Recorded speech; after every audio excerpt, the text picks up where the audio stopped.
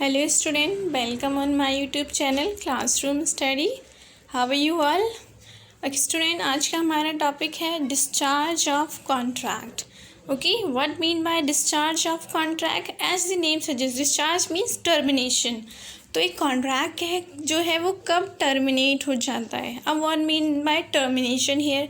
Termination means कि जो parties contract में एंटर हैं, मीन्स जो भी पार्टीज़ कॉन्ट्रैक्ट में इन्वॉल्व हैं, उनकी जो भी ऑब्लिगेशंस हैं, तो कब वो अपने ऑब्लिगेशंस, कब वो अपनी रिस्पॉन्सिबिलिटी से फ्री हो जाती हैं.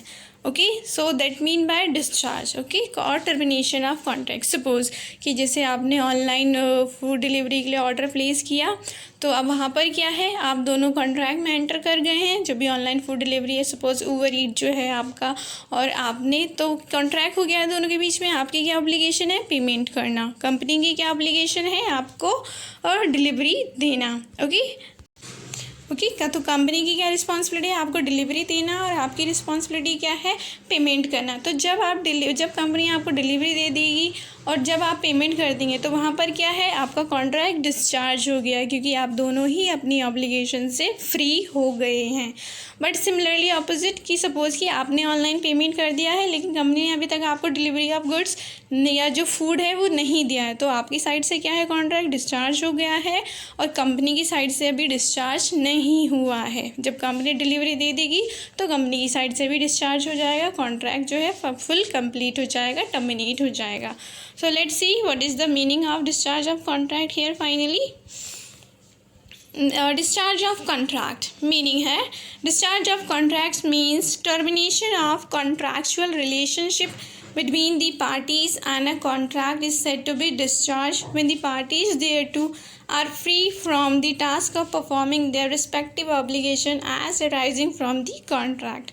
Okay, so क्या है, टर्मिनेशन है रिलेशनशिप का बिटवीन दी पार्टीज, जो भी पार्टीज कॉन्ट्रैक्ट में इन्वॉल्व हैं. एंड कॉन्ट्रैक्ट कब डिस्चार्ज कहते हैं उसको? जब पार्टी जो है अपनी रिस्पॉन्सिबिलिटी परफॉर्म करने से फ्री हो जाती हैं तब. Okay, in simple words, discharge of contracts means termination of contract, means when the contracts comes to be an end. जब contract जो है आपका end हो जाता है, ख़त्म हो जाता है, तो that mean by discharge of contract हो गया है. तो एक contract जो है वो कैसे कैसे आप terminate कर सकते हैं, उसको discharge कर सकते हैं. Here are the some ways or modes. Okay, so here are first ways है discharge by performance. Discharge by performance means जब दोनों पार्टी अपने obligations को perform कर देंगे, so that mean by performance है. Discharge by agreement और consent mean जब दोनों पार्टी जैसे म्यूचुअल कंसेंट से, म्यूचुअल अपनी अंडरस्टैंडिंग से कोई भी कॉन्ट्रैक्ट क्रिएट करते हैं, तो वैसे ही म्यूचुअल अपनी कंसेंट से क्या है, एग्रीमेंट को कैंसिल भी कर सकते हैं, डिस्चार्ज कर सकते हैं. Discharge by impossibility of performance, कि आपने जो ऑब्जेक्टिव रखा है, जो पर्पस रखा है कॉन्ट्रैक्ट में, वो उसको फुलफिल कर पाना पॉसिबल नहीं है, इम्पॉसिबल हो गया, तो भी आपका कॉन्ट्रैक्ट जो है वो कैंसिल हो जाएगा. Discharge by lapse of time, आपने कुछ टाइम रखा था, जैसे रखते हैं ना इंश्योरेंस कंपनी के साथ आपने कॉन्ट्रैक्ट किया, तो कंपनी बोलती है कि अगर विद इन अ ईयर आपका एक्सीडेंट होता है व्हीकल का, तो हम आपको क्लेम देंगे. तो अगर वो टाइम लैप्स हो गया है, तो आपका कॉन्ट्रैक्ट जो है वो भी डिस्चार्ज माना जाएगा, है ना.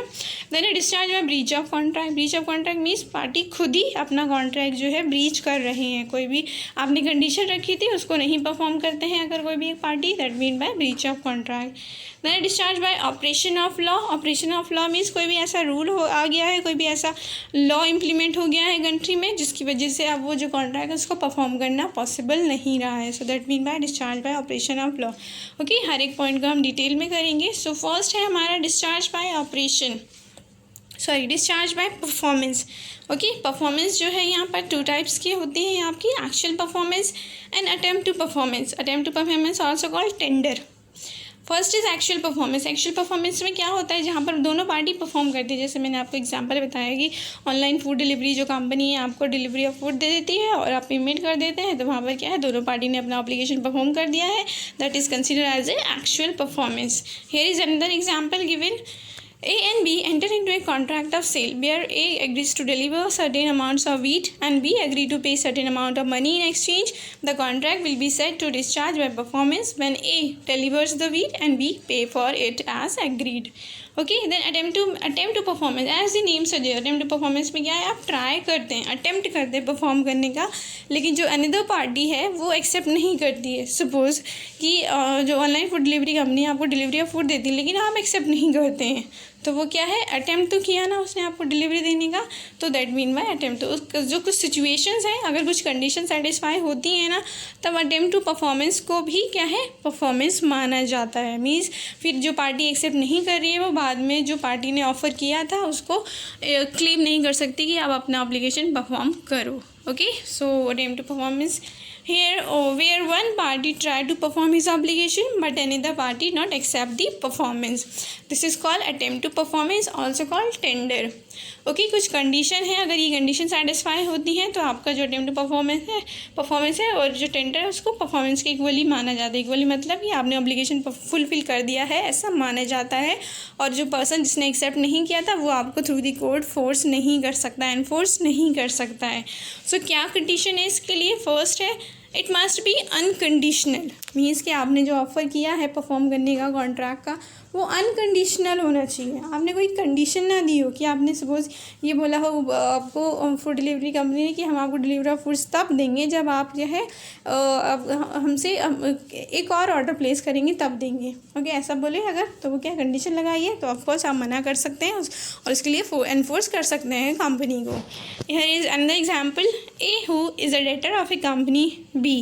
ओके, कंपनी है बी, उसका डेटर है A, offer to pay if shares are allotted to him at par by the company. तो वो बोलता है कंपनी को अगर मुझे आप शेयर देंगे अपनी कंपनी में तो मैं पेमेंट करूँगी, आपके डेट करूँगा अपने डेटर अमाउंट का, अदरवाइज़ नहीं करूँगा। तो ये क्या है, कंडीशन रखी है, तो इट मीन्स ये अटेम्प्ट टू परफॉर्मेंस को परफॉर्मेंस नहीं माना जाएगा।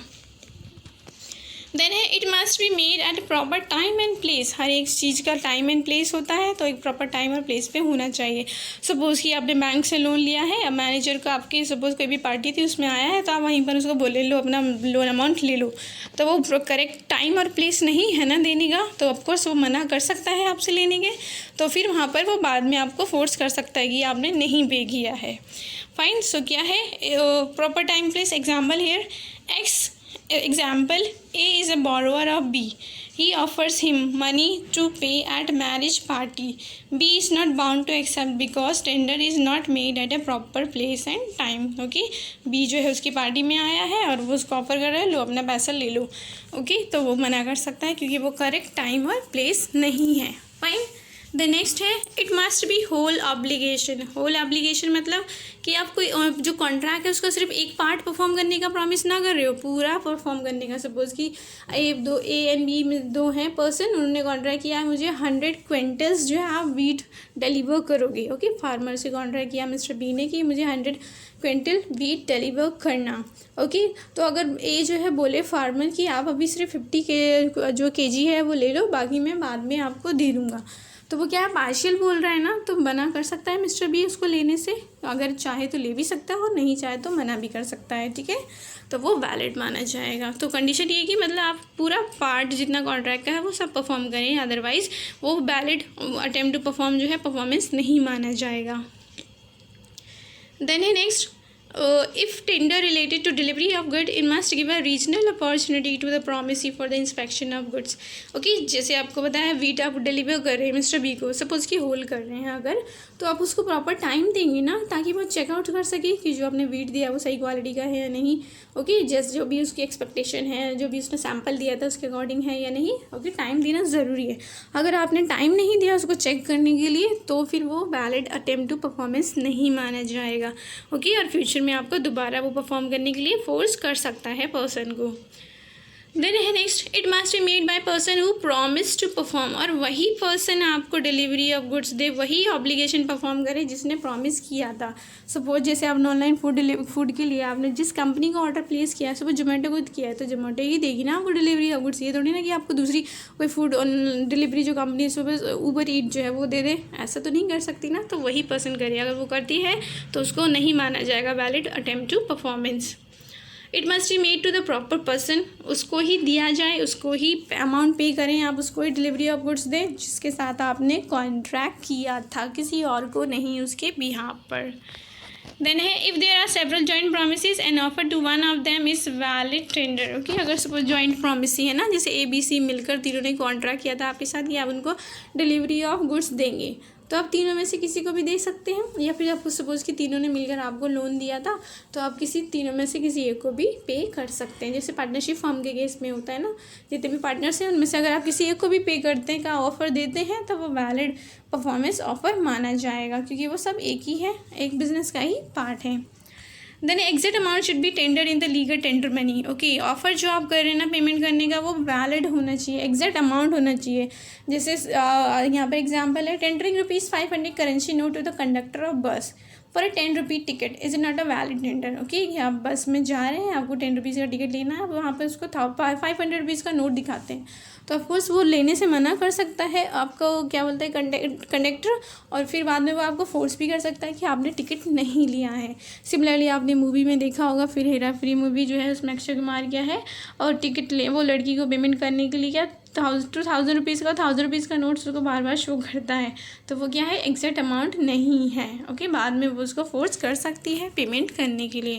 ओके, तो अगर ये कंडीशन सेटिस्फाई होती है तो अटेम्प्ट टू परफॉर्मेंस को परफॉर्मेंस माना जाएगा। अगर नहीं सेटिस्फाई होती हैं तो फिर उसको दोबारा फोर्स किया जा सकता है पार्टी को अपनी ऑब्लिगेशन को परफॉर्म करने के लिए, रिस्पॉन्सिबिलिटी को परफॉर्म करने के लिए। फाइन। देन सेकेंड मेथड क्या है जिसके थ्रू कॉन्ट्रैक्ट को डिस्चार्ज कर सकते हैं, discharge by mutual consent. Okay, mutual consent means mutual understanding से, जैसे दो पार्टी आपस में म्यूचुअल अंडरस्टैंडिंग से कॉन्ट्रैक्ट क्रिएट करते हैं वैसे ही आपस में कैंसिल भी कर सकते हैं। सपोज कि ए है, मिस्टर बी से उसने मतलब कॉन्ट्रैक्ट किया है कि आप मेरे लिए पेंटिंग बनाना, मेरी पिक्चर्स बनाना, ओके, पेंटिंग करना मेरे लिए, तो बोलता है ठीक है मैं बनाऊँगा, आपको उसके लिए मुझे ₹1000 देना पड़ेगा। अब बाद में किसी वजह से मूड चेंज हो जाता है एक का, वो बोलता है नहीं मुझे नहीं बनवाना पेंटिंग, मत बनाना, और वो भी ठीक है नहीं बनाया तो कैसे पेमेंट के लिए क्लेम कर सकता है। तो वो क्या हुआ, म्यूचुअल अंडरस्टैंडिंग से कैंसिल कर दिया ना, तो दैट्स कॉल्ड म्यूचुअल कंसेंट। सो यहाँ पर अगेन कुछ वेज हैं, कुछ मेथड्स हैं कैसे हो सकता है म्यूचुअल कंसेंट से। सो फर्स्ट है discharge by novation. Okay, novation means new. Okay, जब ओल्ड कॉन्ट्रैक्ट को आप ओल्ड कॉन्ट्रैक्ट की जगह पे आप न्यू कॉन्ट्रैक्ट कर लेना सेम पार्टी, तो that's called novation. Okay, novation means the substituting of new contract for the original contract. Such a contract may be either between the same party or the different party. Okay, same party भी हो सकती है, different party भी हो सकती है। Example here, A borrows ₹10,000 and writes a promissory note in favor of B for 1 month. Okay, after 1 month, A goes to B and expresses inability to pay the amount. Okay, तो क्या है, A and B हैं, दोनों ने आपस में promissory note बनाया है पे करने का 10,000 का। तो जब आफ्टर 1 मंथ पे करने का टाइम आता है, ए जो है बी के पास जाता है और बोलता है कि नहीं मैं नहीं पे कर पाऊँगा, प्लीज़ इसके लिए कुछ उसका जो टाइम है वो एक्सटेंड कर दो। ओके, थोड़ा टाइम बढ़ा दो, उसके बाद मैं पे कर दूँगा। तो ए राइट्स अ न्यू वन, तो उसने क्या और दोबारा बनाना पड़ेगा ना प्रॉमिसरी नोट, तो विद अ न्यू डेट, तो दैट्स मीन न्यू नोवेशन। क्या हो गया, न्यू नया कॉन्ट्रैक्ट बन गया between the same party. Same party क्या है, ए एंड बी के बीच में। कोई और भी हो सकता था, सपोज कि बी को अगर सी को देना होता तो बी जो है सी के नेम से बना देता प्रॉमिसरी नोट और ए डायरेक्टली सी को देता, तो वो क्या हो जाता है, न्यू पार्टी के बीच में। देन है कॉन्ट्रैक्ट कैसे डिस्चार्ज हो सकता है, rescission of the contract. Rescission means cancellation करना, कि कैंसलेशन दोनों पार्टी ही मिलकर, जैसे मैंने बताया कि पेंटिंग बनाने वाला कॉन्ट्रैक्ट किया, वो बोले नहीं हम नहीं बनाना पेंटिंग, और ठीक है कैंसिल हो गया। So see, rescission means cancellation of the contract by any party or all the parties to the contract. कोई भी एक पर्सन कर सकता है या दोनों हम ही बोल सकते हैं। If the parties to the contract agree to resign it. Okay, अगर लेकिन कंडीशन है कि अगर दोनों एग्री हों उसको कैंसिल करने के लिए, तो रिसाइन मीन्स सेटिस्फाई। सेटिस्फाई मतलब कॉन्ट्रैक्ट से दोनों बाहर आना चाहते हैं, कॉन्ट्रैक्ट में नहीं रहना चाहते हैं। Before the due date the performance the contract stand terminated. Okay, contract performance date से पहले ही क्या हो जाता है, कैंसिल हो जाता है, डिस्चार्ज हो जाता है। रेसिशन में भी टोटल और पार्शियल। ओके, फुल के लिए भी हो सकता है या कुछ पोर्शन के लिए भी कर सकते हैं। जैसे सपोज उसने बोला कि आप मुझे 100 kg वीट मत डिलीवर करो, जस्ट 60 दे दो, that will be enough for me. तो वो क्या हुआ, पार्शियल आपने कैंसिल कर दिया ना 40 kg, और 60 का लेने की बात रखी है। The total rescission occur when all the terms are rescinded. So here is an example, X agree to supply 100 tons of rice to Y and X and Y agree that no rice need to be supplied. तो बाद में वो दोनों agree हो जाते हैं कि नहीं हमें नहीं परचेज़ करना है और ना ही मुझे आपको देना है, सेल करना है। तो वो क्या हुआ, दोनों ने म्यूचुअल अंडरस्टैंडिंग से कैंसिल कर दिया कॉन्ट्रैक्ट को। Here it means rescission. The contract is rescinded but if before the delivery or they agree that only 40 terms of rice में भी deliver the contract is rescind partially, okay. लेकिन अगर वो promise करते हैं कि नहीं 100 मत देना, 40 दे देना, उतना इनफ है, तो वो क्या है, पार्शियल कैंसिल कर दिया, पार्शियल लेना चाह रहे हैं, परफॉर्म करना चाह रहे हैं, ठीक है। देन है discharge by alteration, okay. These ये जो पार्ट है आपके इसके ही है डिस्चार्ज बाय म्यूचुअल कंसेंट के। सो नेक्स्ट थर्ड है alteration. As the name suggest, alteration मतलब थोड़ा चेंज कर दे टर्म एंड कंडीशन में। कॉन्ट्रैक्ट तो रहेगा लेकिन टर्म एंड कंडीशन थोड़ा चेंज कर दे, so that mean by alteration. Alteration means a change in terms of contract with the mutual consent of the parties. Alteration discharges the original contract and creates a new contract. Here parties to the new contract must not change. Okay, but condition यहाँ क्या है alteration के लिए कि parties change नहीं होनी चाहिए, बस contract की जो conditions हैं वो change होनी चाहिए. Fine. देन है डिस्चार्ज बाय रेमिशन, ओके। रेमिशन मतलब क्या है कि जैसे आपने अकाउंट से बहुत टाइम एंट्री की होगी ना, फुल सेटलमेंट में क्या होता था कि कुछ अमाउंट होता था, उसके अगेंस्ट आपको लेस अमाउंट पेमेंट कर देते हैं। तो जब यहाँ पर पर्सन एक पार्टी जो है लेस अमाउंट एक्सेप्ट करने के लिए रेडी हो जाती है ना, तो that's called रेमिशन। रेमिशन means acceptance by the promise of A laser fulfilment of the promise made, okay. Example, if a promise agreed to accept the rupees 2000 for satisfaction of the claim rupees 5000, the promise is enforceable and the promisee cannot in future bring a suit for the recovery of 5000, ठीक है। अगर दोनों agree हो जाते हैं, जब suppose mister ये बोलता है बी को कि अब मैं 5000 नहीं दे पाऊंगा, प्लीज़ आप 2000 में ही इसको फुल सेटलमेंट कर दो, तो वो रेडी हो जाता है, फुल 2000 दे देता है। तो बाद में बी उसको कभी भी फ्यूचर में फोर्स नहीं कर सकता कि बाकी जो रिमेनिंग था वो भी दो, ओके। वो वहीं पर ही कैंसिल माना जाएगा, कॉन्ट्रैक्ट ख़त्म माना जाएगा, डिस्चार्ज। देन नेक्स्ट भी discharge by waiver, okay. Waiver मतलब कि फॉरगेट, कुछ भूल जाना, अपने कुछ राइट जो है आप सेक्रीफाइस कर दे रहे हैं, so that mean by here waiver means giving up or forgoing certain rights. When a party agree to give up its right or forgets its rights, the contract is discharged and other party is thereupon released from his obligation, okay। जब एक party अपने right छोड़ने के लिए ready हो जाती है तो ऑफकोर्स अनदर पार्टी जो है वो भी डिस्चार्ज हो जाएगी। हियर इज एन एग्जाम्पल, जैसे मैंने पिक्चर पेंटिंग वाला बताया भी था आपको। A promise to paint a picture for B, B later on forbids him to do so, okay. वो मना कर देता है, नहीं मुझे नहीं बनवाना।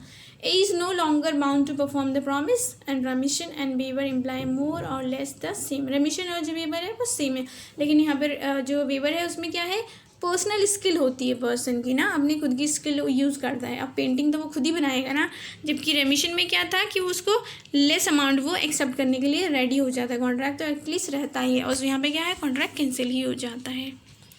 Fine. So these are the discharge by mutual consent. Now the next is discharge by impossibility of performance. Contract जो है परफॉर्म करना इम्पॉसिबल हो जाए। अब इम्पॉसिबिलिटी जो है वो भी 2 टाइप्स की होती है, इनिशियल इम्पॉसिबिलिटी, सब्सिक्वेंट और illegality, okay. Subsequent impossibility, initial impossibility क्या होती है कि जब आप कॉन्ट्रैक्ट कर रहे हैं आपको पता है ये काम करना पॉसिबल नहीं है, okay. So that call initial impossibility कि जब पार्टी कॉन्ट्रैक्ट में एंटर कर रहे हैं उसी टाइम वो इम्पॉसिबल हो। जैसे आपको बोले कि आप ये 2 पैरेलल लाइन को मैच करना है तो वो पॉसिबल नहीं है ना। आपको बोले डॉक्टर मैं इस डेड पर्सन को अलाइव करने का कॉन्ट्रैक्ट करते हैं तो वो इम्पॉसिबल है। तो ऐसे जो कॉन्ट्रैक्ट होते हैं वो वॉइड एब इनिशियो होते हैं। वॉइड एब इनिशियो मतलब कि वो कॉन्ट्रैक्ट एग्जिस्ट ही नहीं करते हुए, होते ही नहीं हैं, ओके। और सब्सिक्वेंट क्या है, ऐसे नेम सजेस्ट जो बाद में हो जाती है। मैं जब कॉन्ट्रैक्ट करते तब तो पॉसिबल होता है उसको परफॉर्म करना, लेकिन फ्यूचर में कुछ ऐसी सर्कमस्टांसेस हो जाती हैं, ऐसी कुछ सिचुएशंस आ जाती हैं कि वो जो कॉन्ट्रैक्ट है उसको परफॉर्म करना इम्पॉसिबल हो जाता है। तो ऐसी सिचुएशन में कॉन्ट्रैक्ट पहले तो वैलिड होता है, लेकिन जब इम्पॉसिबल हो जाता है फ्यूचर में तब वॉइड हो जाता है, okay। So let's see initial impossibility at the time of entering into a contract. For example, an agreement to discover treasure by magic, okay। आपके लिए कोई भी ट्रेजर सर्च करके दे कोई पर्सन, ऐसा प्रॉमिस करे तो क्या है, पता है हमें इम्पॉसिबल है। an agreement to do so an impossible act is itself is void and it is being an agreement void ab initio। तो कोई भी पार्टी एक दूसरे को एनफोर्स नहीं कर सकती क्योंकि void ab initio है, स्टार्टिंग से ही 0 है। Then a subsequent impossibility which arise in the future due to some circumstances or change of law etc.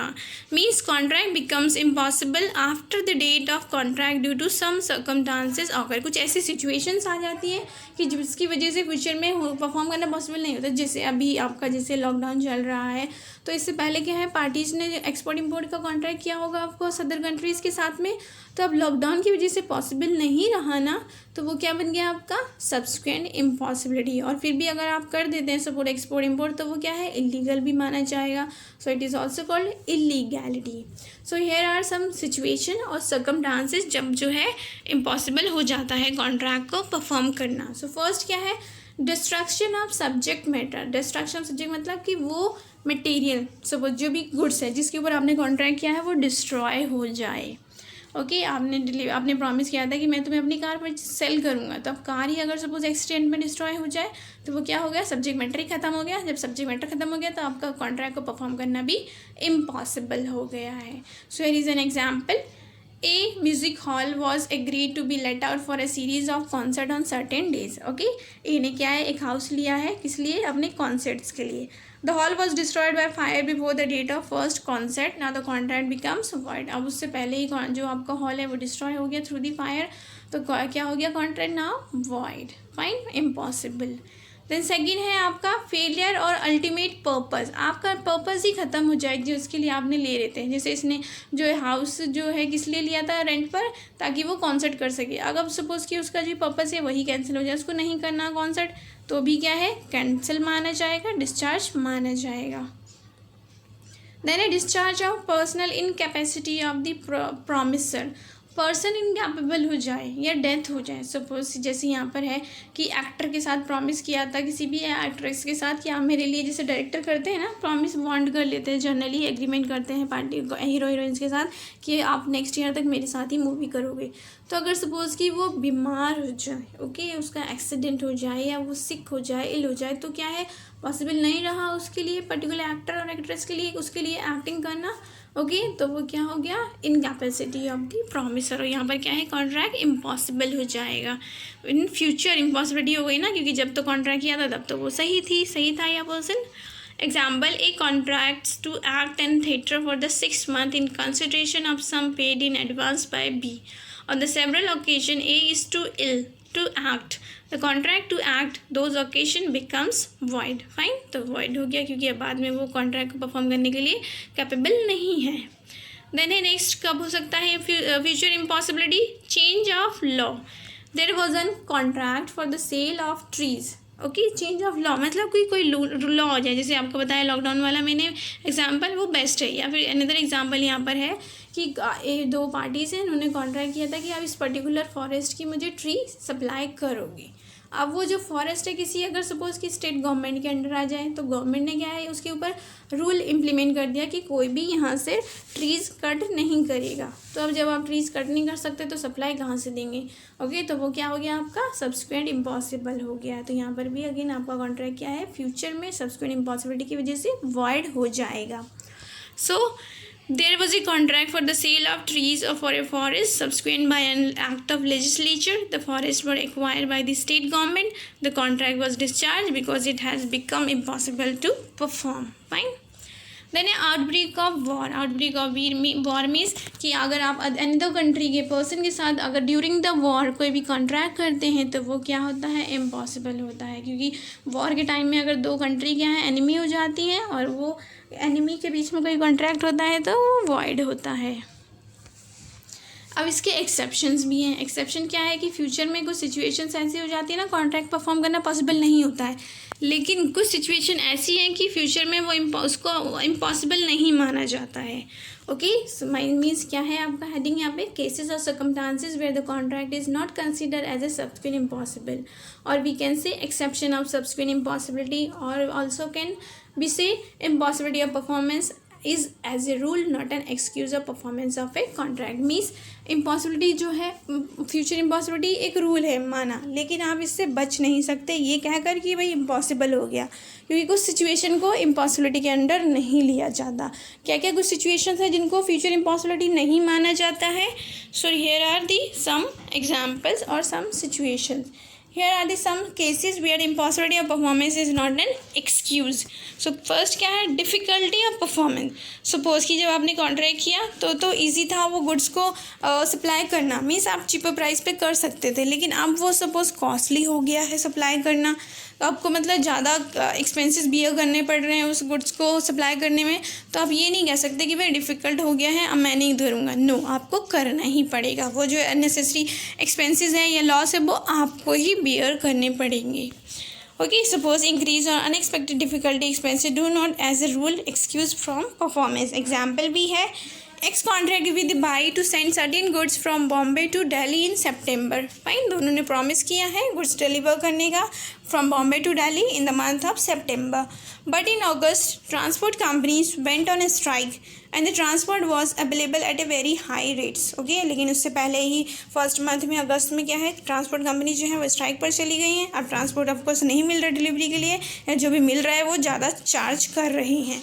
तो क्या है, तो यहाँ पर आप ये नहीं कह सकते कि मैं नहीं परफॉर्म कर पाएंगे, क्योंकि आपको लेकिन परफॉर्मेंस देना ही पड़ेगा, और जो एक्स्ट्रा एक्सपेंसेस हैं फ्रेट्स वो आपको ही बियर करने पड़ेंगे। फाइन, देन अनदर सिचुएशन है कमर्शियल इम्पॉसिबिलिटी। कमर्शियल इम्पॉसिबिलिटी यही है सेम, कि अगर सपोज़ कि आपको वो डिलीवरी ऑफ गुड्स देने में लॉस भी हो रहा है, प्रॉफिट नहीं हो रहा है जितना आप एक्सपेक्ट कर रहे हैं, तो आप बोल रहे नहीं दे रहा मैं, तो ऐसा नहीं कर सकते, आपको देना ही होगा। Okay, so when in transaction profit decline to very low level or the loss becomes certain, it is said the performance of the contract has become commercially impossible। तो यहाँ पर भी लेकिन फिर भी आपको डिलीवरी ऑफ गुड्स देनी होगी वो लॉस बियर करते हुए, क्योंकि आपने पहले तो नहीं रखी थी ना ये कंडीशन कि मुझे अगर लॉस होगा तो मैं नहीं दूंगा। आपने तो जस्ट प्रॉमिस किया था डिलीवरी ऑफ गुड्स देने का, तो आप दो delivery of goods and all. Fine, then है नेक्स्ट। ओके, द नेक्स्ट है impossibility due to default of the third person. Okay, third person मतलब दोनों पार्टी हैं ए एंड बी, लेकिन ए ने जो कॉन्ट्रैक्ट किया था बी को सप्लाई ऑफ गुड्स देने का, तब अगर सी उसको देगा supply of goods then only. Okay, होता है ना कुछ ट्रेडिंग बिजनेस जो क्या है किसी मैन्युफैक्चरिंग कंपनी से परचेज़ करते हैं और डायरेक्टली फिर कस्टमर को सेल करते हैं। तो सपोज़ कि अगर वो मैन्युफैक्चरिंग कंपनी आपको नहीं दे पाई, तो क्या आप मना कर देंगे उसको, नहीं अब मैं नहीं दे रहा? वो तो आपके ऊपर डिपेंड है, तो आपको देनी ही पड़ेगा। अगर आप नहीं दे पाते हैं और उसको लॉस होता है तो फिर उस लॉस के लिए भी आपको ही कॉम्पनसेट करना पड़ेगा। ओके, क्योंकि कॉन्ट्रैक्ट करते टाइम तो ये कंडीशन नहीं रखी थी ना कि वो पर्सन मुझे देगा तो मैं आपको दूंगा, तब तो आपने सिर्फ कॉन्ट्रैक्ट किया था ठीक है मैं आपको ये पर्टिकुलर टाइप्स ऑफ गुड्स की डिलीवरी दूंगा। So here is an example, A wholesaler enter into a contract with B for the sale of certain goods to be produced by Z। Okay, जो Z देगा तब वो उसका देगा, ऐसा उसकी B की इंटेंशन है, लेकिन कॉन्ट्रैक्ट तो सिर्फ उसने यही किया है कि मैं तुम्हें दूंगा। So a manufacturer of those goods Z does not manufacture those goods, उसने नहीं बनाई वो गुड्स।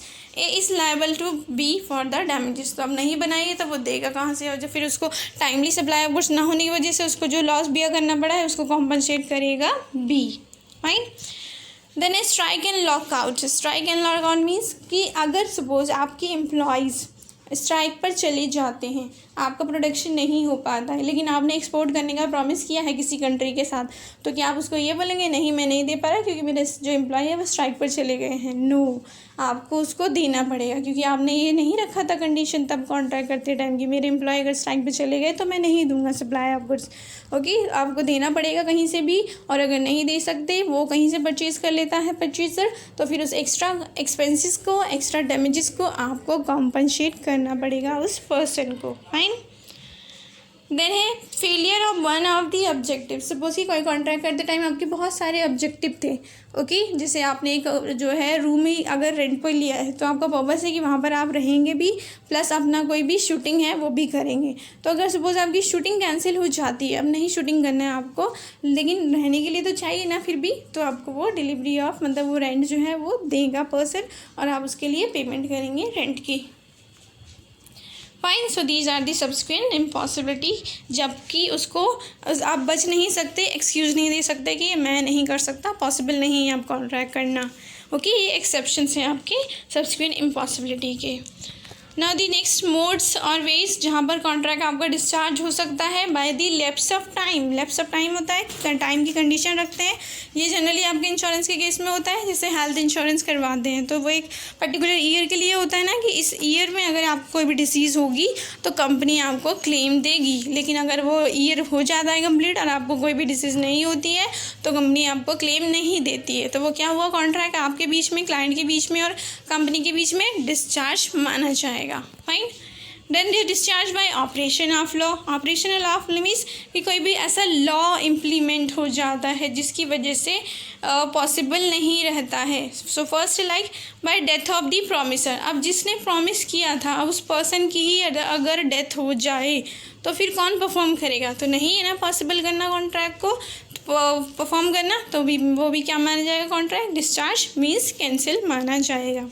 देन है इंसॉल्वेंसी ऑफ पर्सन। इंसॉल्वेंसी पता है जब पर्सन अपनी लायबिलिटीज़ को कैपेबल नहीं होता पे करने के लिए, या फिर जब उसकी एसेट्स जो है वो मोर देन लायबिलिटीज़ हो जाती हैं। तो जब पर्सन पहले ही अपनी लायबिलिटी को पे करने के लिए कैपेबल नहीं है तो वो आपको क्या पेमेंट करेगा, तो तब भी कॉन्ट्रैक्ट क्या है, कैंसिल माना जाता है। Then by unauthorised material alteration without approval of the other party. Okay, दो पार्टीज़ हैं ए बी, तो अगर ए जो है कोई भी टर्म चेंज कर देता है कॉन्ट्रैक्ट की, कोई भी कंडीशन चेंज कर देता है और बी को उसके बारे में नहीं बताता है ऑफकोर्स, तो क्या है, तो वो तो बी मना कर देगा ना परफॉर्म करने से, क्योंकि उसको इन्फॉर्मेशन नहीं दी है, तो इस तब भी कॉन्ट्रैक्ट को क्या माना जाएगा, डिस्चार्ज माना जाएगा। Then here is another example by merge. Okay, by merge means जब एक पर्सन की जो इन्फीरियर राइट्स, इन्फीरियर मतलब पता है आपको, जो लो क्वालिटी के गुड्स होती हैं, आपने किया होगा ना इकोनॉमिक्स में, इन्फीरियर गुड्स और सुपीरियर गुड्स। तो इन्फीरियर जो लो क्वालिटी की, तो जब यहाँ पर पर्सन के जो लोअर राइट्स हैं ना उसकी हाई राइट्स में कन्वर्ट्स हो जाते हैं, सुपीरियर राइट्स में कन्वर्ट हो जाते हैं, तो जो इन्फीरियर राइट्स वाला कॉन्ट्रैक्ट था वो डिस्चार्ज माना जाएगा। For example here is also example कि एक्स ने जो है वाई का रूम लिया हुआ है रेंट पर, या वाई का जो है हाउस लिया हुआ है रेंट पर। अब वाई जो एक्स जो है उसकी वो हाउस को परचेज अगर कर ले तो उनका जो कॉन्ट्रैक्ट था एज ए टेनेंट और लैंडलॉर्ड का वो तो डिस्चार्ज हो जाएगा ना। सो दैट मीन बाय मर्जर। ठीक है, when inferior rights merge into superior rights the contract automatically discharged. For example, X was a tenant of my house and X purchased this house, so now the first जो contract था वो cancel माना जाएगा। Okay, next है by rights and liabilities becoming vested in the same person. मतलब कि right और liability दोनों ही एक ही पर्सन के पास है, मतलब जो पेमेंट करने वाला है और जो पेमेंट रिसीव करने वाला है वो एक ही पर्सन हो, तो ऑफकोर्स कॉन्ट्रैक्ट कैंसिल माना जाएगा ना, क्योंकि वहाँ पर तो कोई लायबिलिटी, कोई ऑब्लिगेशन ही नहीं आ रहा ही समझा जाएगा। Okay, for example in case of bill of exchange होता है ना कि जो सब कई बार होता है जो पेमेंट करने वाला पर्सन हो जाता है ना, जो एक्सेप्टर होता है और जो पेई होता है वो सेम ही हो जाए। ओके, सपोज ए जो है ड्रॉअर है और बी जो है वो ड्रॉई है, मतलब एक्सेप्टर है और बिल ऑफ एक्सचेंज का, और सी उसको पेमेंट जो करना है एक को वो भी बी को करना है, तो अब उसको ही पेमेंट करने वाला हो गया, वही रिसीवर है वही पेमेंट करने वाला है, तो क्या है यहाँ पर आपका कॉन्ट्रैक्ट जो है वो डिस्चार्ज माना जाएगा। Fine. A bill of exchange on account of negotiation reach in the hand of the acceptor, the bill of exchange stand cancel. Fine. Then है आपके so these all are the ways जहाँ पर आप contract को cancel या discharge मानते हैं, और उसके अंदर भी आपके सब पॉइंट्स हैं। सो अब क्वेश्चंस कैसे आते हैं, हम इसके टॉपिक के हम डिस्कस कर लेते हैं। सो फर्स्ट है question, what is mean by discharge of contract. Okay, तो सबसे पहले तो आपको मीनिंग ही बताना है क्या मतलब है डिस्चार्ज कॉन्ट्रैक्ट का, एक एग्जाम्पल भी दे सकते हैं साथ में। Then discuss the various modes in discharge in which the contract may be discharged। और वो आपको 5 और 6 मोड्स बताने हैं जब एक कॉन्ट्रैक्ट डिस्चार्ज माना जाता है, जैसे discharge by performance, discharge by mutual consent, discharge by future impossibility, discharge by change in operation of law and all. Okay, so उनके थ्रू बताना है।